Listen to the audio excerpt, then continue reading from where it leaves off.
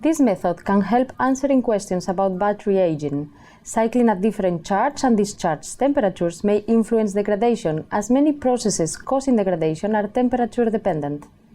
The main advantage of this technique is testing different charging and discharging temperature, as conventional testing methods use the same environmental temperature for charging and discharging. The implications of this technique extend toward supporting future standards and regulations with the testing of different charge and discharge temperatures. This method can provide an insight into degradation mechanisms at different temperatures. Higher temperature cycling enhances degradation and increases the growth of the SEI layer, while low temperature cycling results in lithium plating.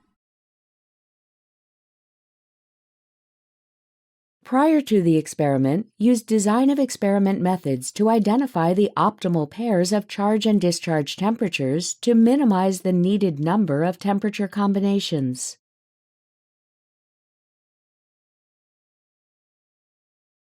To begin the process, place 2 lithium iron phosphate graphite pouch cells at 30% state of charge in rigid polycarbonate holders. Place the cells and fixtures in a temperature chamber of the battery cycler. Place a thermocouple connected to the battery cycler at the center of one side of each cell.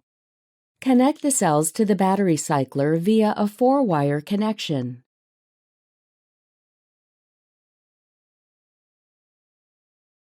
In the battery cycler software, set the temperature chamber to 25 degrees Celsius. Allow the cells to equilibrate for 12 hours.